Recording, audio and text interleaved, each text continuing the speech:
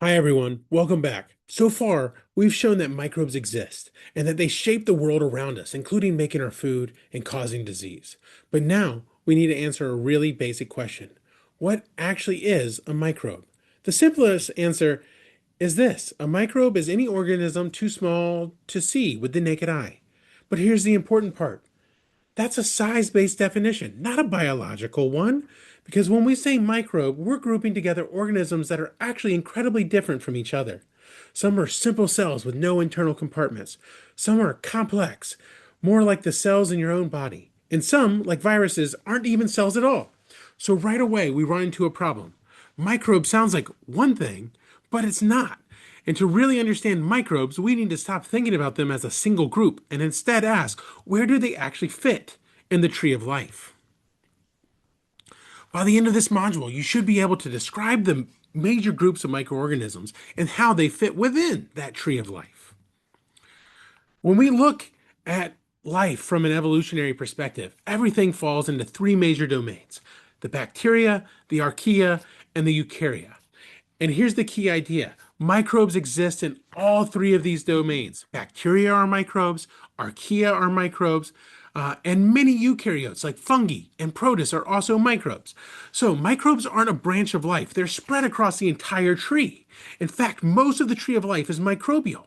Plants and animals, the things we see every day, are just a small part of life's diversity. The vast majority of organisms are microscopic. So when we talk about microbiology, we're not talking about a niche field. We're talking about the majority of life on Earth. But even within that majority, not all microbes play the same role. And to understand how the planet actually works, we need to focus on the groups that do the most work. These organisms are small, structurally simple, when we're the bacteria and archaea, that is, and they're incredibly abundant. On the left, you can see a diagram of a typical bacterial cell. Unlike the cell in plants and animals, bacterial cells do not have a nucleus. Their DNA floats freely inside the cell, along with the machinery needed to carry out life. But what makes bacteria and archaea truly important is not just their structure or their numbers, it's what they do. Bacteria and archaea are responsible for many of the chemical processes that keep ecosystems functioning. In soil, they break down organic matter, releasing carbon back into the atmosphere. They transform nitrogen into forms that plants can use. They recycle nutrients continuously, keeping ecosystems alive. And these microbes don't just live in ordinary environments. The image on the right shows a geothermal pool filled with different colors created by microbial communities. This pool is reaching temperatures near boiling point. And different microbes thrive at different temperatures and chemical conditions, and they can produce pigments and metabolic byproducts that create these striking bands of color. So microbes are not only abundant, they are incredibly adaptable. And this isn't just happening in soil or extreme environments, it's happening in the oceans, in the atmosphere, and even in our own bodies. Your microbiome, especially in your gut, is dominated by bacteria. These microbes help you digest food. They produce important compounds and interact with your immune system. So even though bacteria and archaea are microscopic, their impact is enormous. If the earth is running, it's because these microbes are doing the work. But not all microbes are bacteria or archaea. Pardon me, some microbes belong to the domain eukarya, meaning their cells are more complex and organized. Unlike prokaryotes, eukaryotic cells contain internal compartments, including a nucleus that stores their DNA. This group includes organisms like fungi, algae, and protozoa. On the left-hand side, you see an image of Giardia, a microscopic protist that lives in the intestines of humans and other animals. If you get it in your intestines, you will probably end up with a bad day because it gives you pretty terrible diarrhea. Even though this organism is only a few micrometers long, it's a fully functioning eukaryotic cell capable of movement, metabolism, and reproduction. Some eukaryotic microbes play beneficial roles in ecosystems, while others, like Giardia, can cause disease.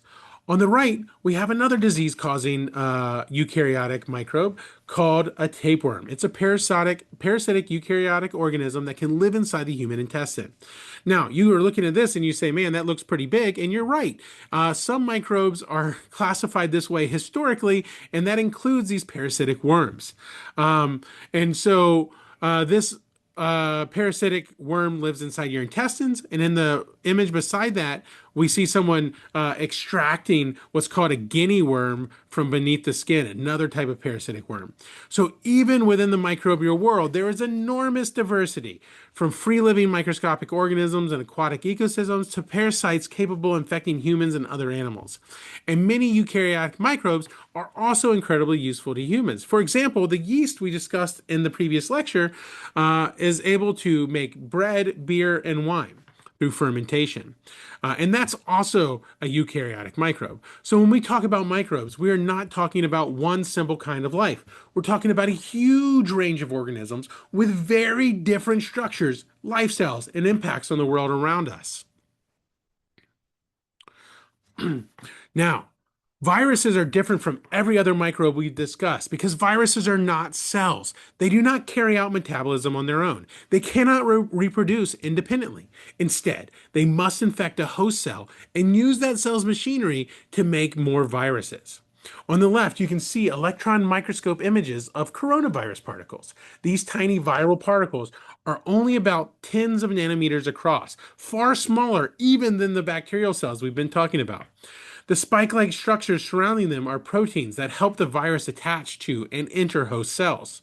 On the right-hand side is the Ebola virus, which has a very different shape. Instead of small spherical particles, Ebola forms long filament-like viral structures.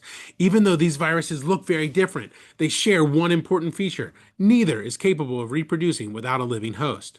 At their simplest, viruses are genetic material surrounded by a protective protein coat. And despite that simplicity, viruses had enormous impact on life in human history. Some cause diseases like influenza, COVID-19, Ebola, and HIV. Others infect bacteria, plants, fungi, and even archaea. Viruses also shape ecosystems by controlling microbial populations in oceans, soils, and aquatic environments. Because viruses depend completely on host cells, scientists still debate whether they should truly be considered alive.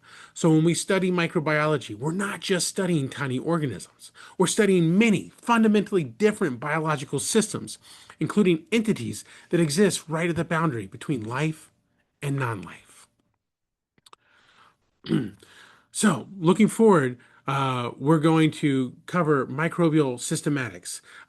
We've so far gone over discovering microbes, realizing they're incredibly diverse, and they're not all just one kind of life. There are many different kinds spread across the entire tree of life. Some are bacteria, some are archaea, and some are complex eukaryotic microbes, while others, like viruses, challenge our very definition of life itself. But once scientists realized just how diverse microbes were, a new challenge emerged. How do we organize and classify this invisible world? How do we determine which organisms are related? How do we identify new microbes? And how has modern genetics changed the way we understand the tree of life? In the next lecture, we'll explore microbial systematics, the science of naming, classifying, and understanding relationships among microorganisms. I hope you enjoyed, and I'll see you in the next lecture.